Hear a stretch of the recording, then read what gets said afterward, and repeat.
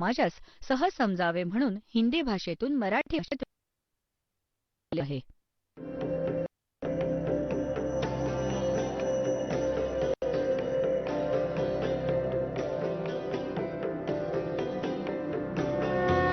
और ज्ञान सब ज्ञान डी कबीर ज्ञान सो ज्ञान और जैसे घोड़ा तोब कायम करता चले मैदान. जगद्गुरु तत्वदर्शी संत रामपालजी महाराजांचे अमृत वचन सर्व पवित्र धर्मांच्या व पवित्र शास्त्रांच्या आधारावर. आता जसं कोणी चादरी वाटल्या गरिबांमध्ये किंवा कुठे भंडारा केला किंवा कोणती पाणपोई बनवली, कोणत्या धर्मशाळेला मदत केली, कुठे हँडपंप लावला, तर ह्या गोष्टी धर्मासाठी कामाच्या आहेत. पण गुरु विना म्हणजे गुरु केल्याशिवाय आपण जी ही पुण्य करतो ती व्यर्थ सांगितली आहेत. आणि मग हे देखील सांगितलंय की जशी कर्म केली असतील तशी सगळी मिळतील. जरी तुम्ही पक्ष्यांना दाणेच टाकले असतील तरीही ते तुमचं पुण्य म्हणून लिहिलं जाईल. तुम्ही मुद्दामहून एखादी मुंगी जरी मारली तेही तुमचं पाप म्हणून लिहिलं जाईल. जोवर गुरु नाही धारण करत जितकी जीव हिंसा तुम्ही करता ती तुमचं पापकर्म म्हणूनच लिहिली जाते. तर सांगायचा भाव असा आहे की पाप तर खूप सारी करतात दररोज, आणि पुण्य कधी कधी तरीच करता तुम्ही, ज्याला तुम्ही पुण्य मानत होता गुरु शिवाय. आता हे पण सांगितलंय की जो जसं कर्म करेल तसं फळ देईल भगवान, हे सुद्धा नक्की आहे. आता हेही म्हटलंय की गुरुबिन माला फेरते गुरुबिन देते दान, गुरुबिन दोनों निष्फल हैं पूछो वेद पुराण. तर आता आता गुरु शिवाय जे दान केलं हे व्यर्थ आहे. तिथे असं सांगतात की जे केलं आहे ते नक्कीच मिळणार. तर ह्याचं त्यामागे एक गुपित आहे, त्याला अध्यात्मज्ञान म्हणतात. आता जसं एखाद्याने चांगलं दान केलंय, भंडारे केले आहेत आणि चादरी वाटल्यात, पाणपोळ्या बनवल्या, पक्ष्यांना दाणे सुद्धा टाकलेत, तर पुढच्या जन्मात गुरु न केल्यामुळे त्याला मनुष्य जीवन नाही मिळणार. नेक्स्ट जीवनात समजा तो कुत्रा बनला पुढच्या जन्मात, आणि कुत्र्यांची अवस्था तुम्ही बघता आजकाल. एका कुत्र्याला किती फॅसिलिटीज दिल्या जातात त्या शेठ सावकाराकडून जो कुत्र्याला पाळतो. वेगळी अशी त्याची रूम असते, खोली, आणि त्यात AC लावलेला आहे, कूलरही लावले आहेत. पूर्वी कूलर लावायचे, आता AC लावले जातात त्यांच्यासाठी. आणि त्याला खायला पण खूप छान जेवण मिळतं. दिवसा नोकर आंघोळ घालतात, छान फिरवून आणतात. आणि मग काय होतं, गाडीमध्ये तो कुत्र्याचा मालक तर ड्रायव्हर बनतो आणि कुत्रा मालकाच्या सीटवर बसून अशी मान बाहेर काढून बघत जातो ऐटीत.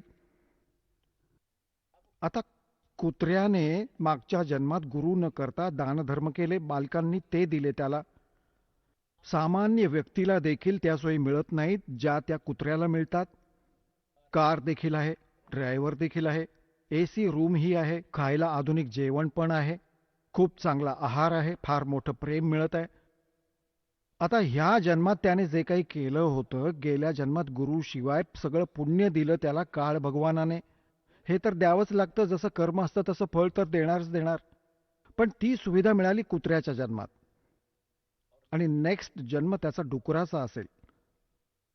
आता सांगा कोण त्याला ठेवेल गाडीत आणि कारमध्ये वेगळी खोली बनवून? आता आता काय मिळणार त्याला? आणि जर त्या पुण्यात्म्याने गुरु धारण केले असते आणि मग दान केलं असतं, एकतर पार झाला असता, नाहीतर हे मनुष्य जीवन मिळालं असतं, सुखही मिळतं, आणि मनुष्य जीवनात परत भगवानाने येऊन सांभाळलं असतं. त्याचा नियम आहे. जो जन मेरी शरण है ताका हूम दास, और गेल गेल लाग्या फिरूं जब तक धरती आकाश. आज हे दोनच विषय आहेत सत्संगाचे, की एकतर एकदा का जो मालकांना शरण येतो आणि त्याचं अकाउंट उघडलं, जसं एखादा रोगी आहे आणि डॉक्टरने उत्तर दिलं आणि इथे आला, त्याला इथे नव्हतंच यायचं, अगदी फास्ट लागायची वेळ आली, सगळे रस्ते बंद झाले, तेव्हा इथे आला, हेही चांगलं भाग्यच त्याचं, त्याला नाम मिळालं. आता जे ह्या उद्देशाने येतात की आमची व्यक्ती बरी होऊ दे, मग चांगली गोष्ट आहे.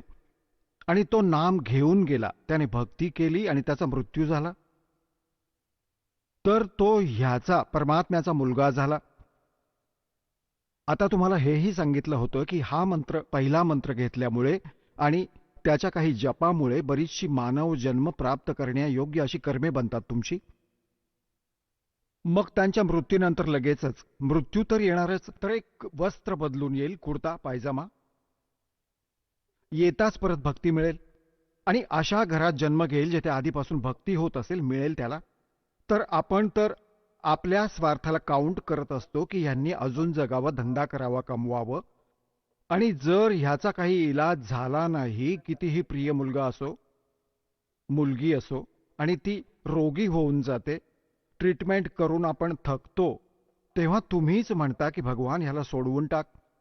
स्वतःच्या मुलाच्या बाबतीतही म्हणावं लागतं की हे भगवान याला नेलेस तर बरं होईल. दुःखी होत आहे. आता जर भगवानाने नेलं नाही तर काळ नेईल. बिन नामाचा तर नाम घेऊन मग मेला तर भगवानानेच नेलं त्याला, आणि मग परत जन्म देईल मनुष्याचा. तर मागची सगळी पापं नष्ट करून त्याची नव्यानं भक्तीला सुरुवात करून मग 2 जन्मात पार करतीलच परमात्मा. तर किती मोठं पुण्य आहे, केवढा मोठा बेनिफिट आहे तुम्हाला मिळालेला. दुसरी गोष्ट ही आहे की इथे येणारा अगदी सगळीकडून हरलेला असू दे आणि सत्य समर्पित भावाने, कारण की परमात्मा आत्म्याचा सोबती आहे, ह्या मनाचा सोबती नाही. मन तर वरवर हो म्हणत असतं आणि आत्मा रडून हो म्हणतो, आणि रोगी ज्या दिवशी असं हो म्हणून असं खऱ्या मनाने म्हणतो की हे भगवान, आयुष्यभर तुमची भक्ती करीन आणि कोणताही ह्यानंतर फालतूपणा करणार नाही, पक्की गॅरंटी आहे, तर लगेच ऐकतो, रोज फरक पडायला सुरुवात होते. तर अशा प्रकारचं समर्पण हा तेव्हा करेल जेव्हा ह्याला ज्ञान होईल. आता तर कोणाच्या तरी सांगण्यावरून आलं की चला तिथे बरे होतात, चला तिथे बरे होतात.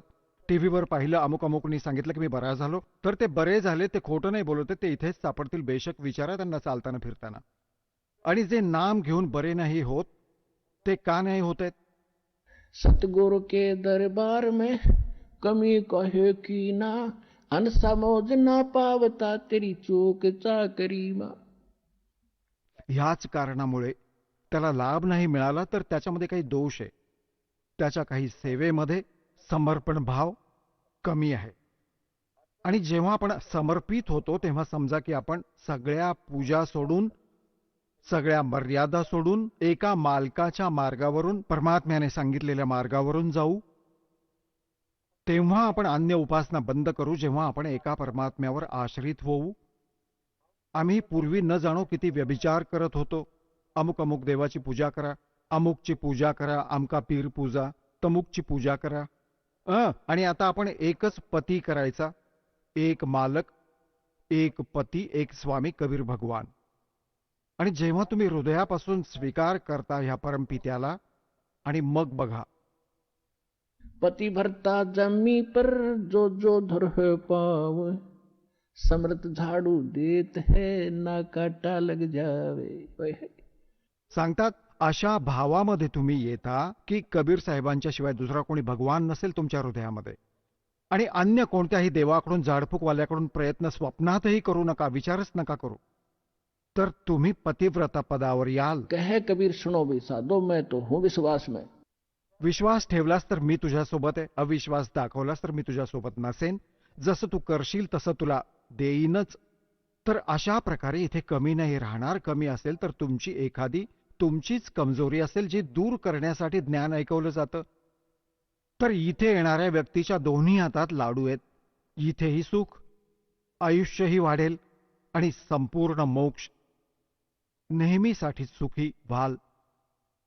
आता ह्यासाठी आपल्याला गुरुची आवश्यकता असते. आणि काय सांगतात,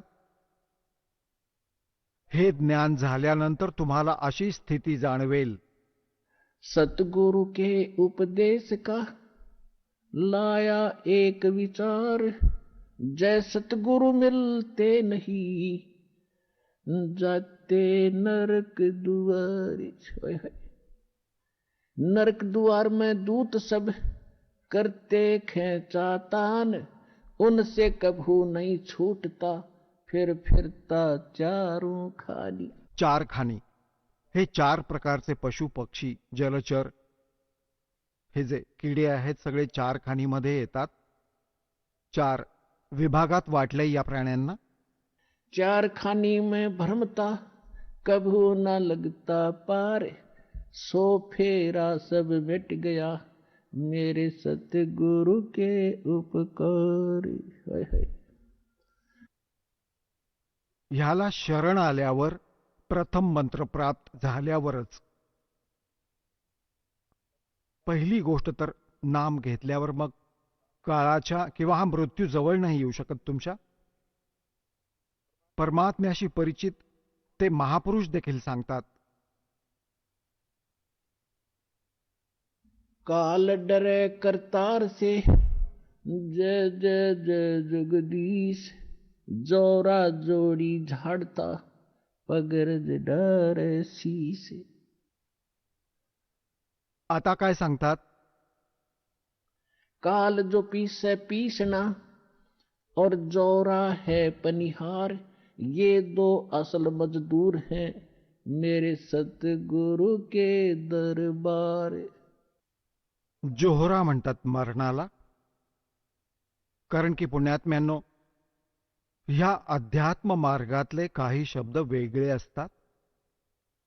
तर ते समजण्यासाठी आपल्याला समजावलं पण जातं सोबतच. जसं गीता अध्याय नंबर 7 मधल्या श्लोक नंबर 29 मध्ये त्यात लिहिलं आहे, जरा मरण मोक्षाय यतंती ते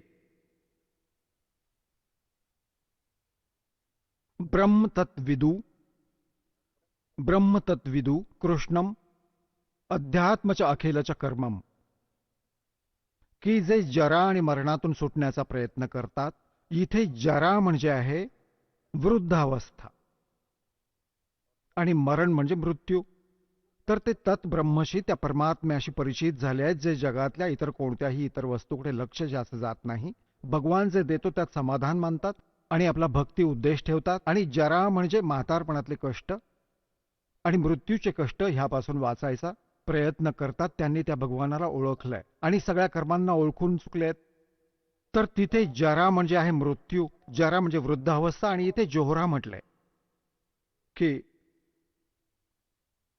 जमजोरा जासे डरे. जोहरा म्हणजे मृत्यू आणि काळाचे दूत.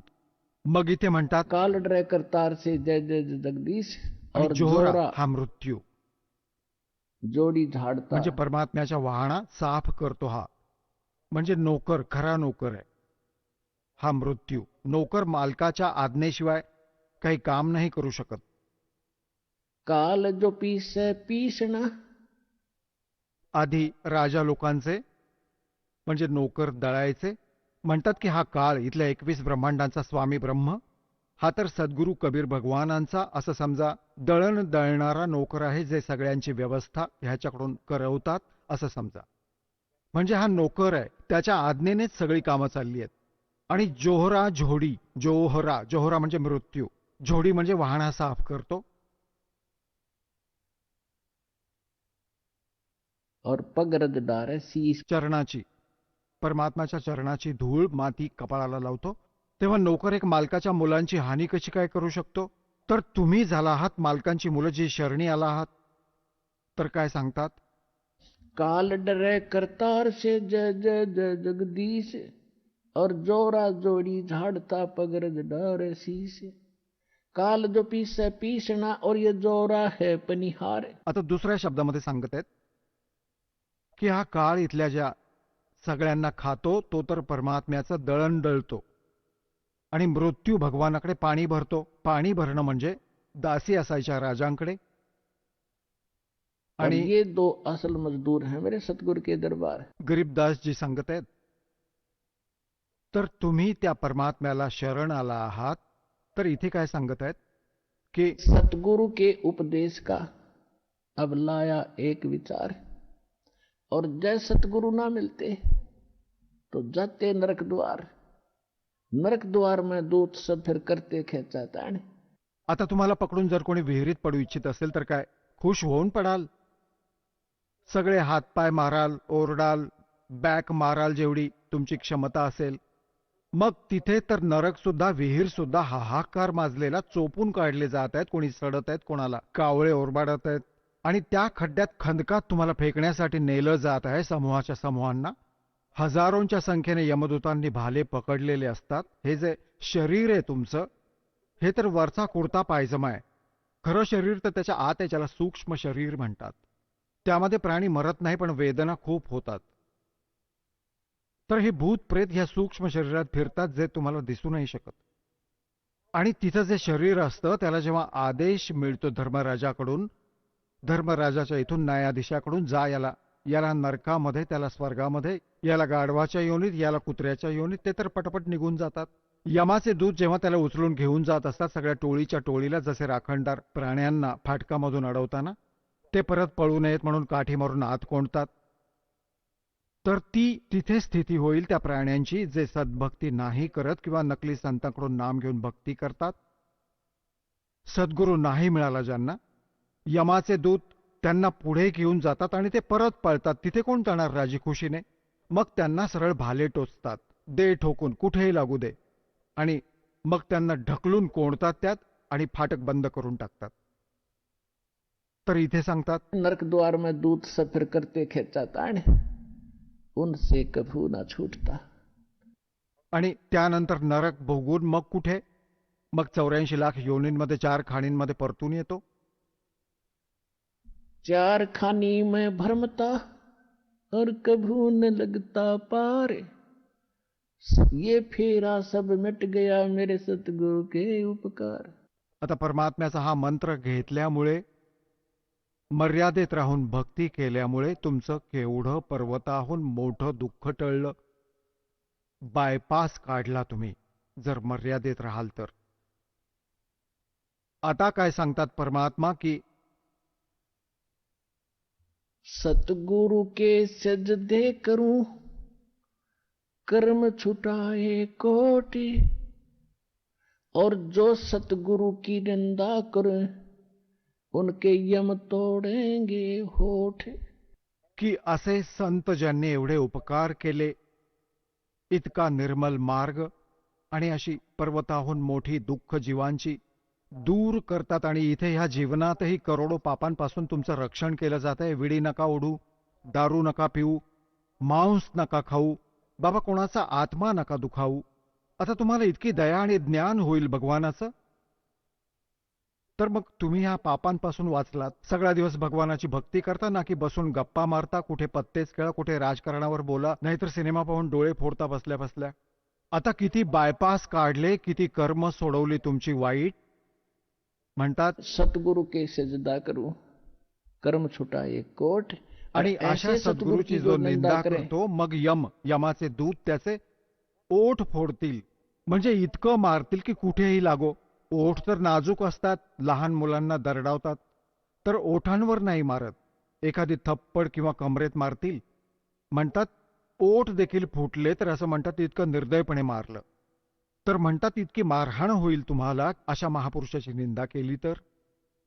आणि मग काय सांगितलंय? 7 समुद्र की मसी करूं, लेखनी करूं बनराय, धरती का कागज करूं, गुरु गुण लिख्यो न जाय. आता काय गुण लिहायचे त्या अशा महापुरुषाचे, ज्याने अशा संकटापासून वाचवलं? एका कुत्र्याचं आयुष्य लिहायला जा. जन्म झाल्यावर तो काय खायला सुरुवात करतो, कुठं राहतो, गरमी किती जळजळीत ऊन पडतं, बाहेर कळवळत असतो, गारठा पडतो, वरून पाऊसही पडत असतो, आणि तिथेच शरीराचं मुटकुळं करून बसत असतो आणि करतोय आणि हे आधी शेखी मिरवत होता, मनुष्य होता तेव्हा, भगवान कधी विचारही नाही केला हे होईल तुझ्यासोबत. तर अशा दुःखांपासून ज्यांनी वाचवलं, आणि मग खाणं काय खातो हा? झोपून उठतात जातो कुठेतरी, कारण की सुवास येतो स्वयंपाकघरातून अन्नाचा. आधी दारातून असं बघतो, कोणी बघत तर नाही ना, सरळ जाईल स्वयंपाकघराकडे जिथून सुवास येतो त्याला. आता स्वयंपाकघरात कोण शिरू देईल त्याला? कोणी काठी मारेल, जे हातात येईल ते फेकून मारेल पहिल्यांदा त्याला. जे स्वयंपाकघरात जायचा प्रयत्न करेल, बाहेर उभा राहा तुला तुकडा मिळेलच. पण याने त्याचं समाधान नाही होत, उपाशी झोपलेला असतो, रात्रभर ओरडत असतो बसून, भुंकतो विनाकारण. तर अशी दुर्गती होईल. आणि तिथे मारतील काठी. मग तो थोडा वेळ ओरडेल, मग कदाचित दुसऱ्या घरी डोकवेल की बहुतेक इकडे डाळ शिजेल. आता दुसऱ्या घरी जेव्हा जातो तेव्हा त्याचं नशीब चप्पल मिळते की तुकडा मिळतोय. तिथे पण काठीने मारलं तर केकाटत निघतो, बाहेर जातो जंगलात. त्याला माहिती असतं की अजून मार खाल्ला जाणार नाही. मग काय खातो? तो शेण खातो जाऊन. असे हाल आपले होणार होते. आणि ह्या नामामुळे आणि ह्या भक्तीमुळे आणि ह्या बंदी छोडच्या दयेमुळे तुम्ही ह्या सगळ्यातून बायपास झाला आहात. तर सांगतात मग काय गुण लिहू अशा महापुरुषाचे, अशा भगवानाचे. 7ही समुद्रांची शाई बनवली इंक आणि संपूर्ण जमिनीचा कागद केला. सगळ्या वृक्षांची लेखणी बनवून ठेवली आणि मग लिहिलं तरी हे देखील संपतील कदाचित. पूर्ण समुद्र पण आटेल. पृथ्वी एवढा मोठा कागद सुद्धा कमी पडेल. त्या गुरुचे गुण नाही लिहिता येणार.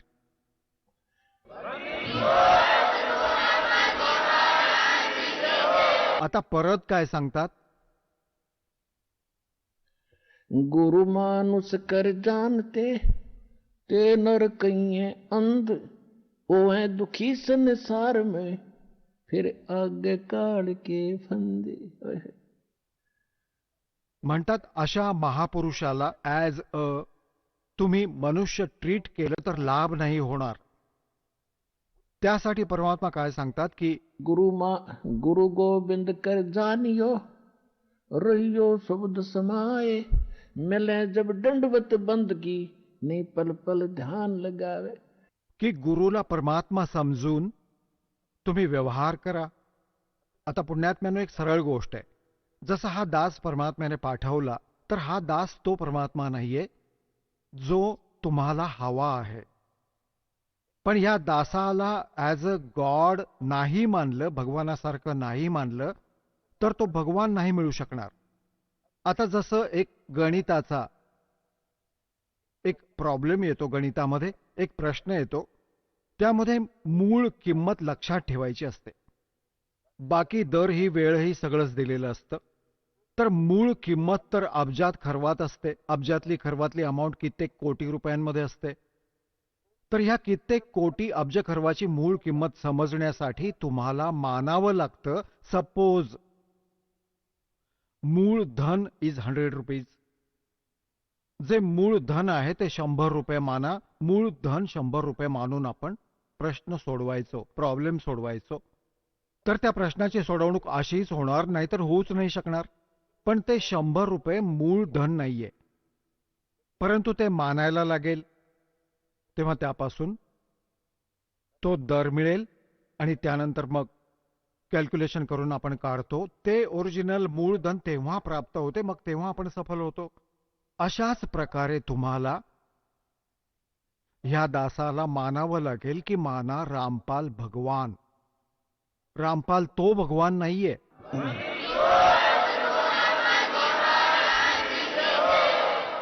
आणि ह्याला ॲज अ गुरु ट्रीट करून, ॲज अ गॉड ट्रीट करून तुम्हाला स्वतःची सवय सुधारावी लागेल. कारण की जेव्हा तुम्ही इथून जाल, इथून गेल्या गेल्या गुरुचा रोल, आधीही रोल आहे तरीही तुमच्या सोबत असेल. ह्या दासाच्या रूपात तुमचं खालपासून गणेशजींच्या दरबारातून अकाउंट क्लिअर करत जाऊ. म्हणजे तुम्ही जेव्हा इथून निघाल तेव्हा ऑटोमॅटिकली तुमचे रस्ते साफ असतील. जसे जागोजागी ते उभे असतात, चौकामध्ये शिपाई असतात ट्रॅफिकला डायव्हर्ट करण्यासाठी.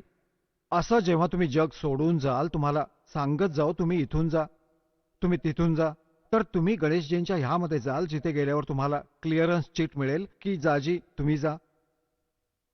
कारण की तुमची भक्ती अशी बनेल की त्यातून तुम्ही ऋणातून मुक्त होत जाल. मग याल स्वाद चक्रामध्ये, म्हणजे सावित्री ब्रह्माच्या दरबारात. तर तिथेही तुम्हाला क्लिअरन्स चिट मिळेल की जा तुम्ही, तुमचं काम झालं. कारण परमात्मा आधीच करून गेला असेल ह्या दासाच्या रूपात. आणि पुढे जाऊन बसतील त्रिकुटीच्या वर, जिथे मालकाचं त्या ब्रह्मांडातलं मूळ स्थान आहे, ऑफिस आहे, कार्यालय आहे. जसं प्रत्येक देशात प्रत्येक देशाचं एक राजदूत भवन असतं, तर ह्या दासाच्या रूपात तो परमात्मा तुम्हाला त्रिकुटीवर भेटेल. तर मग तुम्ही जाल नाभी कमलमध्ये. नाभी कमलमध्ये विष्णू आणि लक्ष्मीजींचा दरबार आहे. तिथे तुम्हाला मग तिथून अकाउंट क्लिअर घ्यावं लागेल. ती सुद्धा चिट तयार मिळेल, नो ड्यूज सर्टिफिकेट. मग तिथून याल हृदय कमलमध्ये विष्णू, पार्वती आणि शिवाचा जो दरबार आहे. मग तिथून तुम्ही निघाल आणि मग याल कंठकमलमध्ये, तिथे दुर्गेचं स्थान आहे. तिथूनही तुम्हाला क्लिअरन्स चीट मिळेल. मग तुम्ही पोहोचाल त्रिकुटीवर. त्रिकुटीवर गेल्यावर मग 3 रस्ते फुटतात. त्याला त्रिवेणी म्हणतात. यांना तर कखही माहिती नाही त्रिकुटीचं. हे राधास्वामीवाले म्हणतात आम्ही तर सरळच, आम्हाला काही गरजच नाही वेदग्रंथांची कोणाला, आम्हाला तर खालच्या भगवानांशी काही देणं घेणं नाही, आम्ही तर सरळ त्रिकुटीवर ध्यान लावतो. त्रिकुटी काय बरवालाचा बस स्टँड आहे की सहज पोचाल त्रिकुटीवर? वा बाबा वा. त्रिकुटीपर्यंत पोहोचायला खूप शक्ती लागेल तुम्हाला. 7 जन्म 100 जन्मात नाही पोहोचू शकणार अशा साधनेने 5ही नामे काळाची जाणा. 5ही काळाच्या नामांचा जप करता. साधना काही नाही, गुरु तर तुम्हाला नाहीत, कारण की जे राधास्वामीचे प्रमुख होते, शिवदयालजींना कोणी गुरु नव्हता आणि तो भूत बनून आपल्या शिष्यमार्फत बोलतोय. जसं सामान्य भूत बोलतोय, इकडे बघा आपण कोणाकोणाच्या आत जाऊन बोलतात, तसा तो तिथं बोलतोय. तेव्हा सांगण्याचा भाव असा आहे की जेव्हा त्रिकुटीवर तुम्ही पोहोचाल तर तिथे ह्या दासाच्या रूपात परमात्मा भेटतील. आणि जसा व्यवहार विचार तुमचा इथे आहे आणि जी डिमांड तुम्ही इथे मागून मरता, तर तिथे जाऊन मग तसंच मागाल, घर हवंय, कार येऊ दे. मग परमात्मा म्हणतील जा इथून, तू कार घे, घर घे, परत पाठवून देतील. तेव्हा ह्या सुद्धा तुमच्या इच्छा इथून अशासाठी हटवल्या जातात की फक्त हेच मागा. साई इतना दीजियो जा मैं कुटुंब समावे, हम भी भूखे न रहे, अतिथी न भूखो जावे. सांगा मग काय उरलं मागायचं? कुटुंब समानचा अर्थ आहे परिवाराची रिक्वायरमेंट ऑफ द फॅमिली. आता रिक्वायरमेंट म्हणून एखाद्याला मोटरसायकलची गरज आहे तर तीही देईल भगवान, अवश्य देईल. जर तुम्हाला कारची गरज असेल तर कार सुद्धा देईल, हे गॅरंटीड समजा. आता ज्याला जायचं आहे शेतात आणि परत यायचं आहे, सांगा तो काय करेल हेलिकॉप्टरचं? तो तर अनावश्यक फालतूपणा करत आहे. तर पुन्हा सांगण्याचा भाव असा आहे, समजा कार मिळाली म्हणून तू काही कोणता देवता झालास का? आता गरीब भक्ती करतो, मजूर भक्ती करतो, भक्ती भगवानाला आवडते, भक्त भगवानाला आवडतो, तेव्हा भक्ती करावीच लागेल. कोणाला सुविधा आहे असं जाण्यासाठी काही हरकत नाही, तीही घ्या, तोही देईल. परंतु एखादा मजूर म्हणाला मला कार हवी आहे, कार काय डोक्यात मारून घेणार आहेस? फावडं घेऊन जायचे तिथे खड्डा खोदायला, कार काय करायची आहे? हा, भक्ती दोघेही कराल, दोघेही मुक्त व्हाल. एक भक्ती, दोघेही सफल व्हाल. हे कारमध्ये फिरणंही सफल होईल आणि मजुरालाही तेच पद मिळेल जे त्या कारमध्ये बसणाऱ्याला मिळेल. मग आपल्याला तिथली इच्छा करायची आहे, इथली वस्तू नकोय आपल्याला. तर अशा प्रकारे जेव्हा अशा इथून भावना संपतील तेव्हा तिथे त्रिकुटीवर एक्झाम होईल तुमची. जसा तुमचा व्यवहार, जसे तुमचे विचार इथे या दासाच्या बाबतीत आहेत, भगवान बघत असतो. म्हणतात मौला बैठा मोर्चे और देखे जन की भेड़, 10 कोट जम किंकृत एक नाम की खेड़. आता जशा इथे तुम्हाला पद्धती सांगितल्या जातात, उदाहरण आणि एक्झाम्पल देत देत गोष्टी सांगून, की परमात्मा जेव्हा तप्तशिलेवर आले काळाच्या ह्या लोकामध्ये, तेव्हा धरमदासजींना परमात्मा सांगत आहेत की जेव्हा मी त्या काळाला म्हटलं, परमेश्वर कबीरजी सांगत आहेत की जेव्हा मी त्या काळाला हे म्हटलं की मी खाली जाईन आणि सगळ्या जीवांना सांगेन की तू भगवान नाहीस, आणि सगळे चुकीचा मंत्र जप करत आहेत त्यांना यथार्थ ज्ञान देईल, यथार्थ मंत्र देईन आणि सगळ्या जीवांना पार करून सतलोकात घेऊन जाईन. तू बराच त्रास दिलास यांना, भगवानाच्या आत्म्यांना. तेव्हा तो काळ इतका शक्तिशाली आहे की माझ्यावर हल्ला केला मारण्यासाठी. तेव्हा मी सतनामाचा जप सुरू केला आणि असं मी श्वासाचं सुमरण केलं, तो असा पडला जसा पंख कापलेला पक्षी. तर सांगायचा भाव असा आहे की जेव्हा तुमच्यावर काही संकट येतं, प्रथम मंत्र मिळालाय तर त्याचं सुमरण चालू करा, सेकंड मिळालाय तर सतनामाचं सुमरण सुरू करा, सारनाम मिळालं असेल तर काय सांगायचं ते सुमरण करा. तर तिन्ही एकसारखंच संरक्षण करतील इथल्या संकटांमध्ये. तर इथे परमात्मा आपल्याला सांगू इच्छितात, तर इथे आपल्याला सांगायचं आहे की जेव्हा कोणतंही संकट येईल तेव्हा आपल्या श्वासांचं सुमरण आपण सुरू करायला पाहिजे. आणि ते श्वास उच्छ्वासामध्ये मौला बैठा मोर्चे और देखे जन की भेड़. भेड म्हणजे झुंज, म्हणजे कोणत्या पद्धतीने हा लढतो. जसा एक सैनिक आहे आणि त्याच्याकडे बंदूक आहे, गन आहे, आणि तो गन सोडून आणि दगड उचलून मारायला लागला तर कसं, काय अक्कल आहे त्याच्यात. तर तुम्हाला ही सतनामाची, या नामाची ही बंदूक दिलेली आहे, हत्यार दिलेलं आहे या काळाच्या दूतांशी लढण्यासाठी. आता जेव्हा तुमच्यावर संकट येतं, यमाचे दूत येतात, भले असं म्हणतात, परमात्म्याने लिहिलं, गरीबदासजींनी लिहिलंय की तो परमात्मा तुमची प्रत्येक हालचाल बघतो भक्ताची, आणि तुमचं हे सुद्धा बघतो की कशा प्रकारे हा सामना करेल काळाच्या दूतांचा. म्हणतात 12 कोटी यमाचे दूत आहेत. 4 दूतांची तर गोष्टच सोडा जे तुम्हाला घ्यायला येतात. जर 12 कोटी यमाचे दूत समोर उभे असतील आणि तुम्ही हे एक सुमरण सुरू केलं, हे 12 कोटी असे पडतील, एकमेकांवर असे उडून पडतील, पळून जाताना दिसतील, असे मैदान रिकामं करतील.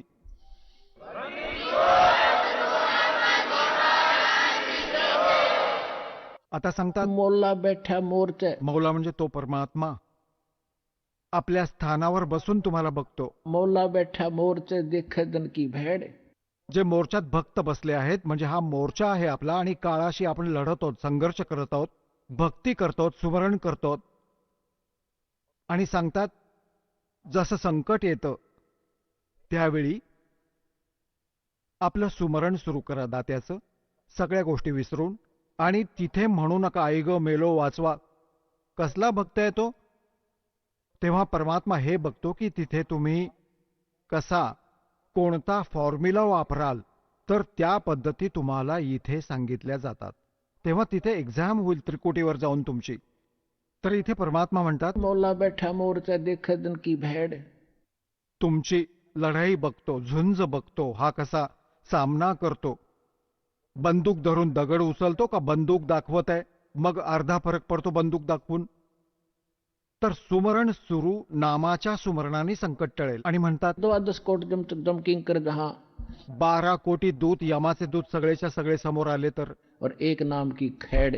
खेड म्हणजे टक्कर, अशी मारली की सगळ्यांना तुडवत गेला, तगडा माणूस असता तर.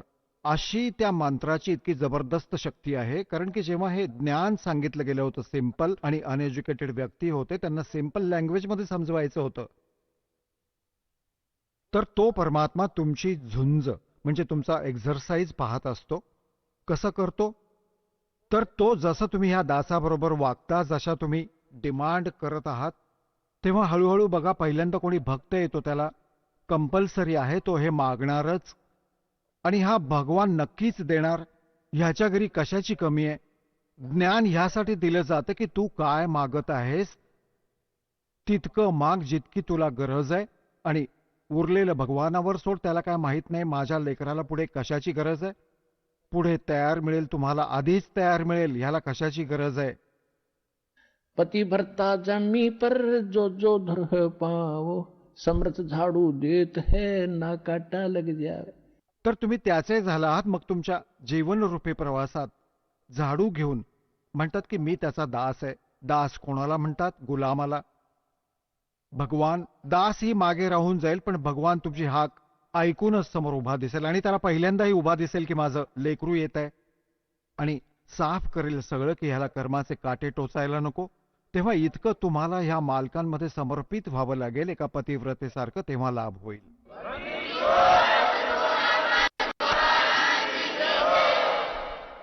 जेव्हा तुम्ही त्रिकुटीवर पोहोचाल, आता जसा भाव तुमचा इथे आहे, जसं स्वप्नात देखील मग असंच करता.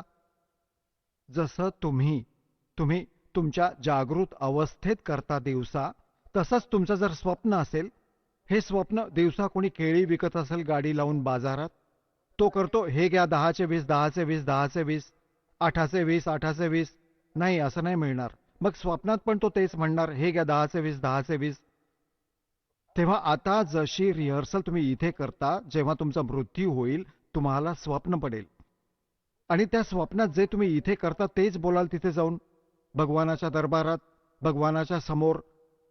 तर त्यासाठी आधी बघा, हा तर मालक आहे, तुम्हाला वेळ देईल पुरेसा, तुमचं आयुष्य वाढवेल जर भक्ती नियमित केली तर, आणि तोपर्यंत तुमच्या इथल्या सांसारिक सुविधा पण सगळ्या सेट करेल, कारण की त्याला माहित आहे की हा जीव आहे. आणि कितीही ज्ञान सांगा जोवर, आता साधी गोष्ट आहे, जोपर्यंत पायात काटा आहे कितीही सल्ला द्या, तो चपला घाल कधीच नाही घालू शकणार. तो काटा मग काढावाच लागेल जर चप्पल घालायची असेल तर. तर हा दास तुमच्याकडून भक्ती करवून घेईल, ज्याने तुमच्या कर्मातले काटे ही दुःख नक्की दूर होतील, हे गॅरंटीड समजा.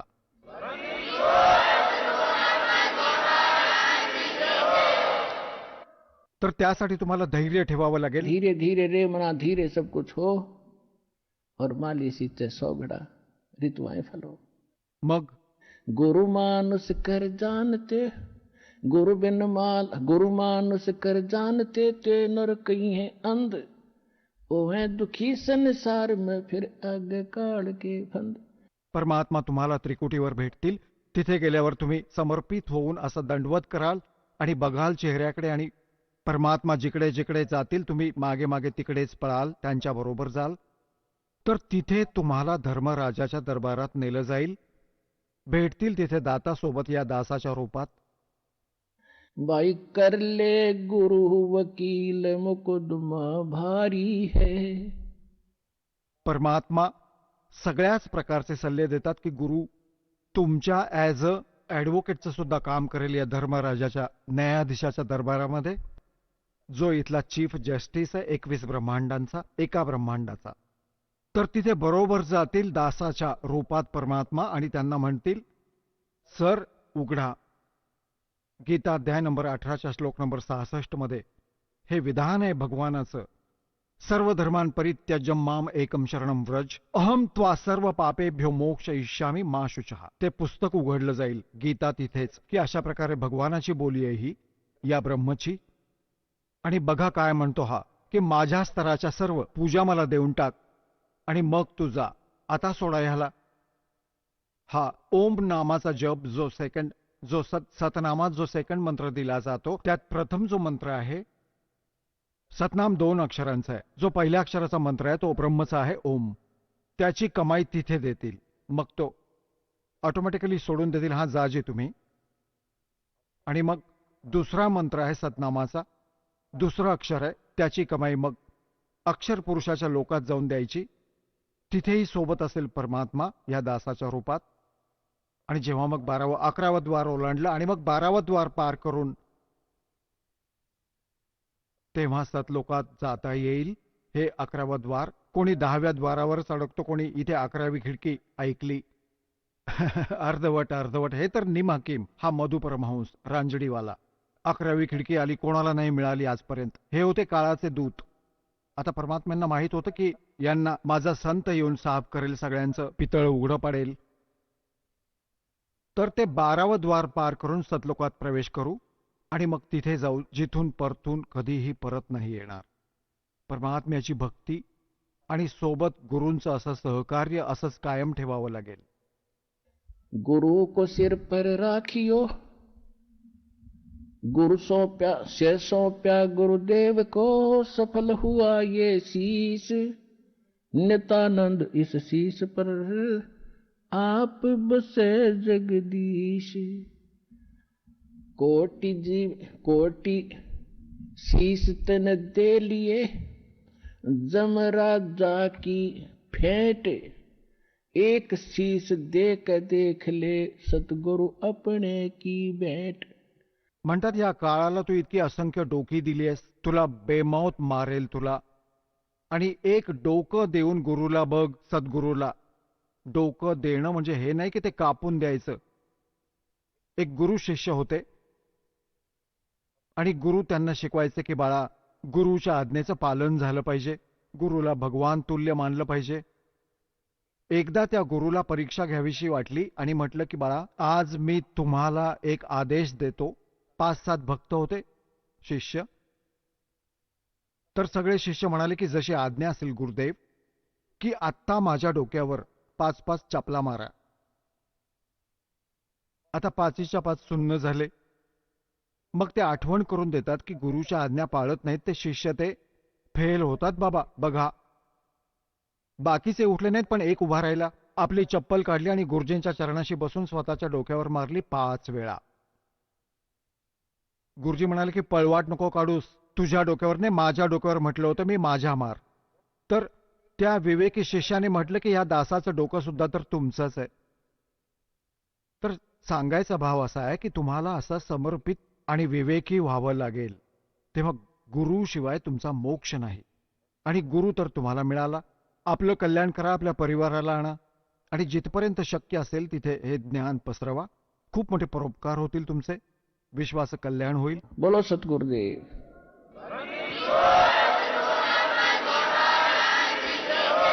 ही सारखी सारखी वेळ नाही येत मुलांनो. इथे एक एक क्षण तुमचा मोठा किमती बहुमूल्य आहे, जे भगवानांनी तुम्हाला इथे आणलाय. नाहीतर इथे येणं हा काय पोरखेळ आहे? परमात्म्याच्या अनुमतीशिवाय तुम्ही इथे मूव सुद्धा नाही होऊ शकत. स्पेशल आणलं तुम्हाला, भले कोणतंही कारण बनवून, भले दुःखी केलं किंवा सुखी केलं, तुम्हाला अशा स्थानावर आणून बसवलं. आता चर्चा ऐकत जा, एकेका शब्दावर विचार करा.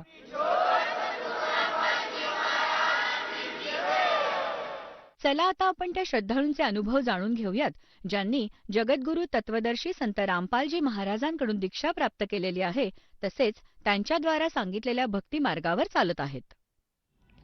नमस्कार. सत साहेब. आपलं नाव? माझं नाव चंद्रकांत रघुनाथ कानडे. आपण कुठून आलात? नाशिक पंचवटी हिरावडे. आपला व्यवसाय काय आहे? माझा शेती व्यवसाय आहे. संत रामपालजी महाराजांची गुरुदीक्षा आपण कधी घेतली? संत रामपालजी महाराजांची दीक्षा मी 2005 ऑगस्टला घेतली. संत रामपालजी महाराजांच्या शरणात येण्याअगोदर आपण व आपला परिवार कोणती भक्ती साधना करत होतात? संत रामपालजी महाराजांच्या चरणात येण्याच्या पहिले जी पारंपरिक भक्ती ती करत होतो. आणि विशेषतः भगवान शंकर आराध्य दैवत होते. भगवान शंकर आणि दुर्गादेवीची साधना करायचो. तर हे करत असताना हा मला 3 पिढीचा वारसा आहे. आमच्या घरात सगळी आध्यात्मिक परंपरा होती. यज्ञ करणे, अनुष्ठान करणे, गीतेचा पाठ करणे, शिवपुराण वगैरे ग्रंथ हे वाचत असायचे. आणि हे सगळं करत असताना आता ही सांगण्याची गोष्ट नसते. असं म्हणतात की केलेलं कधी बोलू नये, पण हे सर्व भगत समाजाला कळण्यासाठी हे सांगतोय मी. तर दरवर्षी आमच्याकडे असं असायचं की दरवर्षी एक यज्ञ करायचो. भले तो शतचंडी असो किंवा रुद्रयाग असो, गणेशयाग असो, विष्णुयाग असो, गायत्री याग असो, असे दरवर्षी करायचो. पण हे करत असताना मला एक अनुभवायचं का कुठलाही कार्यक्रम झाल्यानंतर काही ना काही हानी व्हायची. हे भक्ती करत असताना काही ना काही हानी होत असायची. तर मग मी माझ्या वडिलांशी चर्चा करायचो का आपण कधी कोणाला त्रास देत नाही किंवा कोणाला फसवत नाही आणि आपण भक्ती मार्गही करतो, परमेश्वराची भक्ती करतो, आपल्याला त्रास का होतो? तर हे सगळं सांगत असताना वडील माझं समाधान करायचे की परमेश्वर आपली परीक्षा बघत असतो. तर माझ्या मनात विचारायचा ही अशी जीवघेणी परीक्षा कशी काय? भगवान शंकराची श्रावण महिन्यात महिनाभर शिवलिंगावर बेलपत्र वाहणे, नवरात्रात देवीचे 9 दिवस उपवास करणे आणि साप्ताहिक पण सोमवार, गुरुवार, शनिवार. आणि सोमवार जो असायचा माझा हा निरंकार असायचा, फक्त पाण्यावर करायचो मी. नवरात्राचे उपवास पण कधी कधी पाण्यावर करायचो. आणि इतकी कठीण भक्ती करत असताना माझं समाधान व्हायचं नाही आणि हानी तर व्हायचीच. आणि हे सगळं भक्ती करत असताना मी खूप कष्ट करायचो. पूर्वी माझा डेअरीचा व्यवसाय होता. आता डेअरीचा व्यवसाय म्हटल्यानंतर तुम्ही समजू शकता का तो जनावराचा व्यवसाय म्हणजे जनावरासारखंच व्हावं लागतं. 18 तास काम करायचं. आणि इतकं कष्ट करून मेहनत करून पण मला त्याच्यात काही प्रॉफिट नाही दिसायचं किंवा कष्ट करून काही समाधान पण नाही व्हायचं असे. आणि दुसरी गोष्ट शारीरिक पण कष्ट असायचेच. मला स्वतःला शारीरिक त्रास होता. तुम्ही मला समोर बघू शकता. माझे जे हात आहे पूर्ण हाताचे पूर्ण साल निघायची, पूर्ण लाल लाल हात असायचे. आणि किती सगळे औषध उपचार करून झाल्यानंतर सुद्धा त्याचा कुठल्याही प्रकारे लाभ झाला नाही. आणि सगळ्या प्रकारचे औषध केले, ॲलोपॅथी, होमिओपॅथी, आयुर्वेदिक किंवा कोणी जे सांगितलं ते करत गेलो, पण त्याच्याने कुठल्याही प्रकारचा फायदा नाही. इंटरनॅशनल पण ट्रीटमेंट घेतली, पण काही उपयोग झाला नाही. सर, जसं आपण सांगत आहात की आपण व आपला परिवार हा पूर्वीपासूनच परमेश्वराच्या शोधार्थ होतात. त्यासाठी आपण बरेचसे यज्ञ केले, व्रतवैकल्य केले, परंतु ह्या सगळ्या गोष्टी करत असताना आपल्याला कुठल्याही प्रकारचं सुख आणि समाधान लाभत नव्हतं. मग मला असं विचारायचं आहे की ज्या गोष्टीची आपण खोज करत होतात, ज्या गोष्टीसाठी आपण हे सगळे प्रयत्न करत होतात की आपल्याला परमेश्वर पाहिजे किंवा शांतता पाहिजे, एक अध्यात्म पाहिजे, तर जी आपली जी खोज आहे ती पूर्ण झाली का? हं. हो, तो जो तपास होता तो पूर्ण झाला. ती वेळ होती ऑगस्ट 2005. तर माझे जे काही मित्र होते त्यांनी रामपालजी महाराजांची दीक्षा घेतलेली होती आणि आमची चर्चा व्हायची. पण मी भगवान शंकरची साधना करत असल्यामुळे माझा जो स्वभाव अतिशय कडक होता, कोणाचं ऐकून घेण्याच्या स्थितीत नसायचो. मग योगायोगाने त्यांनी जे आमचे सिनियर गुरुबंधू आहे त्यांना बोलवलं आणि त्यांची माझी ज्ञानचर्चा झाली. तर जेव्हा त्यांची माझी ज्ञानचर्चा झाली तेव्हा त्यांनी मला विचारलं का तुम्ही कोणाची पूजा करता, कोणाची भक्ती करता. तर तेव्हा मी त्यांना सांगितलं का जो सगळ्यांचा मालक एक आहे, मी त्याची पूजा करतो, त्याची भक्ती करतो, भगवान शंकराची आणि दुर्गाची साधना करतो.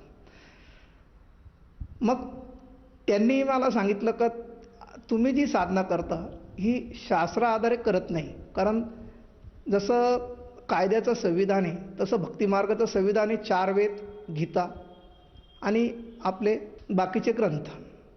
मग पुढं त्यांनी मला दाखवलं का पूर्ण परमेश्वर कोण आहे आणि ह्या पृथ्वीवर तत्वदर्शी संत कोण, त्याची ओळख काय. मग त्यांनी गीतेमध्ये दाखवलं की जो तत्वदर्शी संताची जी ओळख आहे हा उलटा संसाररूपी असलेला वृक्ष याचं जो वर्णन करेल सवेदविद ते तत्वदर्शी संत आणि त्यांच्याकडे मोक्षाचा मार्ग. पुढे जाऊन त्यांनी मला परत रेफरन्स दिला गीतेच्या 18व्या अध्यायातला. तर गीता सांगणारा सांगतो का अर्जुन तू उस परमात्मा के शरण जा, मैं भी उस आदि नारायण के शरण हूँ और उसके शरण में जाने के पश्चात तुझे सर्व पापों से मुक्त कर दूंगा और तू शाश्वत धाम को जाएगा जहाँ से पहिले वाली जीव सृष्टी थी. म्हणजे जिथून आपण आलेलो आहे त्या अमर लोकातून तो लोक आपल्याला प्राप्त होईल. मग हे ऐकल्यानंतर मी चकित झालो आणि आमच्याकडे वेळोवेळी गीतेचा पाठ वगैरे व्हायचा, देवी भागवत व्हायचं, शिवपुराण. त्याच्यामध्ये मला कुठंतरी खटकायचं. संत रामपालजी महाराजांचे सत्संग ऐकले मी त्याच्यानंतर. त्याच्यामध्ये सृष्टीरचना एक पाठ सांगतात गुरुजी आणि तो पाठ बघितल्यानंतर पूर्वीचं माझं जे ऐकलेलं कानावर होतं मग ते प्रत्ययास आलं आणि म्हणतात की गुरुशिवाय ज्ञान नाही, ही गोष्ट सत्य पण आहे. तेव्हा त्या परमात्म्याच्या कृपेने ते सत्ज्ञान मला प्राप्त झालं आणि मग मी संत रामपालजी महाराजांच्या सांगण्याप्रमाणे शास्त्रानुसार भक्ती करण्याला सुरुवात केली. सर, जसं तुम्ही सांगत आहात की संत रामपालजी महाराजांचे काही अनुयायी यांनी आपल्याशी ज्ञानाविषयी चर्चा केली आणि संत रामपालजी महाराज जे काही शास्त्रानुसार ज्ञान सांगतात त्या ज्ञानाचा उलगडा त्यांनी आपल्याला खोलून दाखवला. त्याचप्रमाणे आपण संत रामपालजी महाराजांचे सत्संगसुद्धा बघितले असाल. यातून आपल्याला बोध झाला की आपण जी भक्ती करत आहेत त्याच्यावरची सुद्धा भक्ती आज संत रामपालजी महाराज सांगत आहेत. त्या अनुषंगाने आपण त्यांच्याकडे जाऊन त्यांची गुरुदीक्षा घेतली. तर मला असं विचारायचं आहे की जेव्हा आपण संत रामपालजी महाराजांच्या शरणात आलात त्यानंतर आपल्या आधीच्या भक्तीमध्ये जे काय आपल्याला प्रश्न होते, त्याचप्रमाणे जे काय आपल्याला कष्ट होत होते, तर त्या कष्टापासून किंवा त्या प्रश्नांचा उलगडा आपल्याला झाला का आणि त्यातून आपल्याला काय काय अनुभव आलेत? हो, उलगडा पण झाला आणि त्याचे लाभ पण मला भरपूर मिळाले. आता उदाहरणार्थ लाभाची गोष्ट जर करायची तर सगळ्यात पहिले तर परमेश्वर भेटले, सद्भक्ती भेटली. त्याच्यानंतर हा झाला आध्यात्मिक लाभ. आणि शारीरिक लाभ जर म्हटलं तर मला पूर्वी त्रास होता शारीरिक. माझे हात तुम्ही बघू शकतात आज 80% क्लिअर आहे. पूर्वी माझ्या हाताची डायरेक्ट असे साल निघायची. त्याच्यासाठी सगळे डॉक्टर इलाज केले पण कुठलाही प्रकारचा उपयोग नाही झाला. फॉरेनची पण ट्रीटमेंट घेऊन उपयोग नाही झाला. आणि असे जे कोणी जे सांगितलं याच्याकडे जा त्याच्याकडे जा ते पण करून बघितले पण त्याचा कुठल्याही प्रकारचा उपयोग नाही झाला. तो उपयोग मला संत रामपालजी महाराजांच्या सद्भक्तीने झाला. हे झालं माझ्या बाबतीत. आणि तसंच माझ्या आईला अस्थमाचा त्रास होता आणि तिला इतका भयंकर त्रास व्हायचा की तिला डायरेक्ट ICUमध्ये ॲडमिट करायचे. मग माझ्यानंतर माझ्या परिवाराच्या दुसऱ्या सदस्यांनी पण नामोपदेश घेतला आणि आईचा त्रास परमेश्वराच्या कृपेने कायमस्वरूपी आता कमी झाला. जवळजवळ 90% त्रास नाहीच्या बरोबर.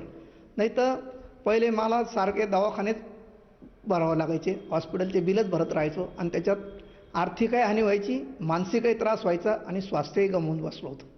पण तत्वदर्शी संत रामपालजी महाराजांच्या कृपेने आज तो कुठलाही माझा त्रास राहिला नाही. दुसरी गोष्ट, व्यवसायामध्ये पण परमेश्वराच्या कृपेने मला आता चांगला लाभ आहे. पूर्वी मी 18-18 तास काम करायचो, माझा दुधाचा व्यवसाय होता, पण इतकं राबून पण काही भेटत नसायचं. पण आता परमेश्वराच्या कृपेने आता मी फक्त 20% काम करतो आणि आज माझा चरितार्थ चांगल्या प्रकारे परमेश्वराच्या कृपेने चालू आहे. हा सगळ्यात मोठा लाभ आहे. सर, जसं तुम्ही सांगत आहात की आपण एक शेतकरी आहात आणि आज शेतकऱ्यांची स्थिती बघितली तर बरेचसे शेतकरी आज त्रस्त दिसत आहेत. काही ना काही कारणामुळे, जसे की निसर्गामुळे त्यांच्या शेताची हानी झालेली आहे. त्याचप्रमाणे जे काही ते पीक घेत आहेत त्या पिकाला बाजारभाव मिळत नाही आणि मुलांच्या संगोपनासाठी, त्यांच्या लग्न कार्यासाठी त्यांना बराचसा खर्च येतो. त्या खर्चापायी ते कोणाकडनं तरी कर्ज घेतात आणि त्या कर्जाच्या दाबाखाली ते दबल्या जातात. तर ते दुःखी आहे आणि आत्महत्येचा प्रयत्नसुद्धा करत आहेत. बरेचशा लोकांनी त्यांचे जीवसुद्धा गमावले. मला असं विचारायचं, आपण सुद्धा एक शेतकरी आहात, तर त्या शेतकऱ्यांच्या तुलनेमध्ये आपल्यामध्ये असे काय गुण आहेत किंवा आपली भक्ती अशी काय आहे की ज्यामुळे आपल्याला या गोष्टींचा तुटवडा किंवा या गोष्टींचा कुठल्याही प्रकारची तुम्हाला हानी होत नाही? हा एक अनुभव खूपच जबरदस्त आहे. कदाचित तुम्हाला पटणार पण नाही, पण हे सत्य आहे आणि हे प्रूफ पण करून दाखवेल का ज्यांनी हे बघितलं ते सांगतील का हे सत्य आहे. असं आहे, एकदा मी फ्लावर लावली होती माझ्या शेतामध्ये आणि खूप पाऊस झाला. पाऊस झाल्यानंतर ते रोपं सगळे मेले होते आणि पाऊस उघडल्यानंतर मी 2-3 दिवसांनी जेव्हा शेतावर गेलो तर तेव्हा बघितलं तर त्या फ्लावरच्या झाडांना असे बारीक बारीक कोंब दिसले. तर माझा जो शेती बघणारा जो माणूस आहे त्यांनी मला फोनवर सांगितलं होतं का खूप पाऊस झाला आणि आपली फ्लावर गेली. तर मी जेव्हा शेतावर गेलो बघण्यासाठी तर मला त्याच्यामधून अंकुर दिसले असे बारीक बारीक. मग मी त्याला सांगितलं, अरे फुलवरीने शेंडा काढला. तर त्यांनी मला बोलला, अरे तुझ्या डोक्यात पाणी झालं, एकदा मेल्यावर काही जिवंत होतं का? तर त्याच्यानंतर ठीक आहे, चल असू दे, आता पाणी पडलेलं आहे, 2-4-8 दिवस तर काही वाफ येत नाही, नंतर आपण बघू काय असेल ते. 7-8 दिवसानंतर जेव्हा मी परत शेतावर गेलो तर ते पूर्ण झाडाला पूर्ण कोंब फुटलेले होते आणि ते फ्लावर झाड जिवंत झाले फ्लावरचे आणि त्याला कंदही आले आणि ते मार्केटला गेले. अशी परमेश्वराची कृपा. हा एक थोडासा नमुना तुम्हाला सांगितला. दुसरा, माझ्या आयुष्यातला एकदम रोमांचक जो क्षण आहे तो सांगतो तुम्हाला. असंच मी शेतावर गेलेलो होतो, पावसाळ्याचे दिवस होते, माझी भाताची रोपणी चालू होती आणि मला घरून फोन आला मिसेसचा की मुलगी फार रडती, तुम्ही घरी या ताबडतोब. तर पाऊस असल्यामुळे गाडी रोडवर लावलेली होती आणि मला हे भान नव्हतं का गाडीला हँडल लॉक आहे माझ्या. त्याच्यानंतर मी गाडीला चावी लावली आणि डायरेक्ट तिथून निघालो. तर नाशिकपासून 26 किलोमीटर आलो RTO ऑफिसपर्यंत, जिथं सप्तरंग सोसायटी, तिथं माझा इलेक्ट्रिशियन असतो. तर मग मी म्हटलं याला 2 मिनटं भेटू आणि मी गाडी स्लो केली. स्लो केल्यानंतर ॲटोमॅटिक हँडल जाम झालं. मी म्हटलं इतकं गाडी चालवताना काय झालं बा, कसं काय हँडल फिरत नाही. तर जेव्हा मी ते बघितलं तर हँडल लॉक होतं, तर मला घाम फुटला का इतकं 26 किलोमीटर आपण हँडल लॉक कसं काय येऊ शकलो. तर मला तर कळलं परमेश्वराच्या कृपेने, परमेश्वरानेच आणलं, नाही तर हे काही कोणाच्या बसची गोष्ट नाही आहे. तर मग हे प्रमाण कोणी मान्य नाही केलं, त्याच्यासाठी मी तो ठेवला आहे का ज्या व्यक्तीने ते हँडल लॉक बघितलं, मग त्या मोटरवाल्याला मी बोलवलं आणि त्याला सांगितलं, बाबा हे बघ हँडलला काय झालं. तेव्हा त्यांनी पाहिलं तर तो म्हणतो, अरे तो हँडल लॉक आहे गाडी, आप कैसे क्या आहे. तर हा एक अनुभव आहे. तर अशा प्रकारे मला शेतीमध्ये परमेश्वराच्या कृपेने लाभ होत राहतात. आणि दुसरी गोष्ट, संत रामपालजी महाराजांनी एक फार मोठा मेसेज दिला आहे आपल्या आज्ञांना आणि त्यांच्या आज्ञेप्रमाणे आम्ही वागत असतो. त्याच्यात सगळ्यात मोठी एक गोष्ट आहे का उद्या भविष्यात मुलामुलीचं लग्न करायचं तर ना काही घेणं आहे ना काही देणं आहे. त्याच्यामुळे आम्ही त्या गोष्टीचा विचारही करत नाही आणि आम्हाला कुठल्या प्रकारची चिंता करण्याची गरज पण नसते.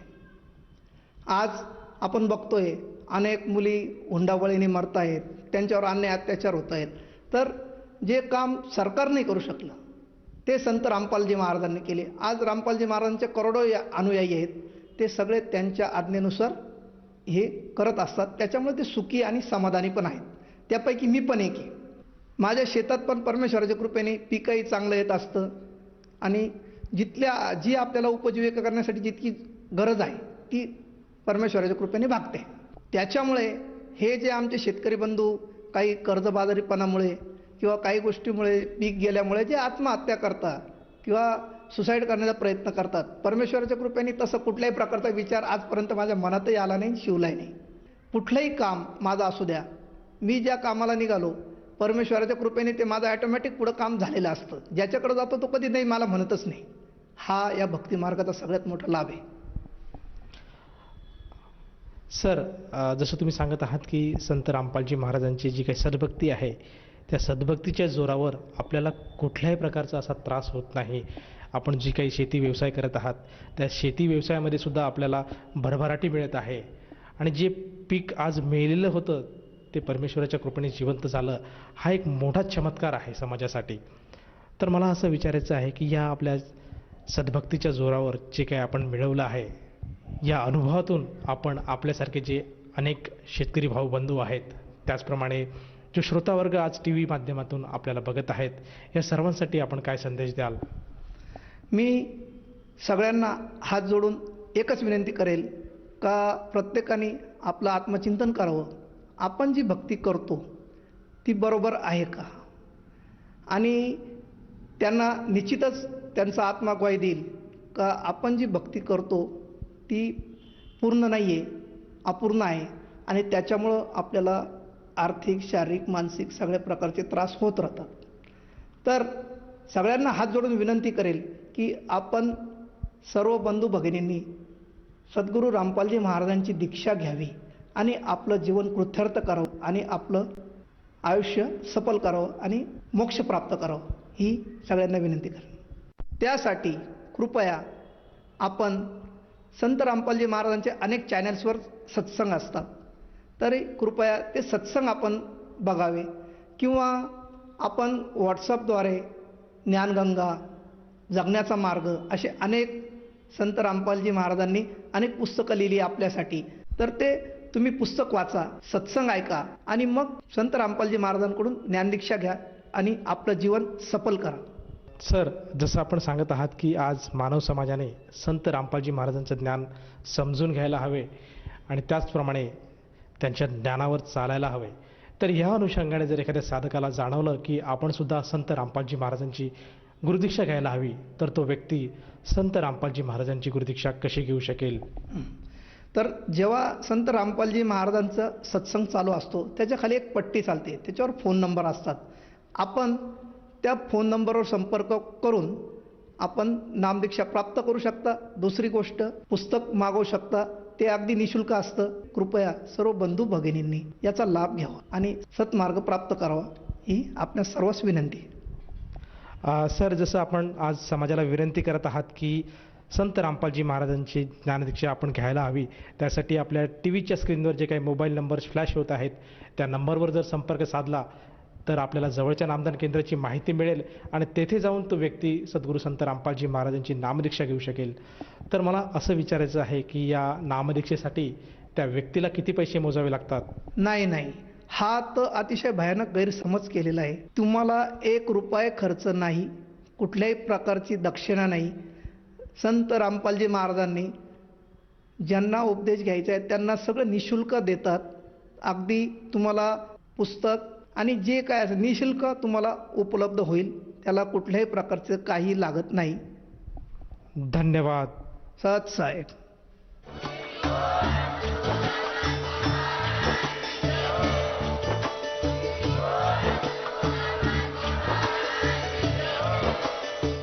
आपण ऐकत होता जगद्गुरु तत्वदर्शी संत रामपालजी महाराजांचे मंगल प्रवचन.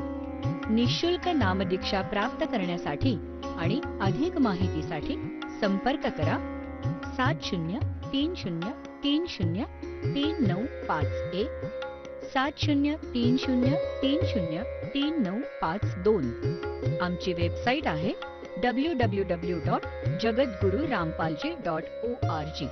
सर्व पवित्र धर्मांच्या व पवित्र शास्त्रांवर आधारित प्रमाणित अनमोल पुस्तक ज्ञानगंगा किंवा जगण्याचा मार्ग यापैकी कोणतेही एक पुस्तक निशुल्क मागवण्यासाठी आम्हाला आपले पूर्ण नाव, पूर्ण पत्ता, पिनकोड सहित आणि फोन नंबर लिहून 7030303951 7030303952 नंबरवर SMS करू शकता किंवा आम्हाला 70303030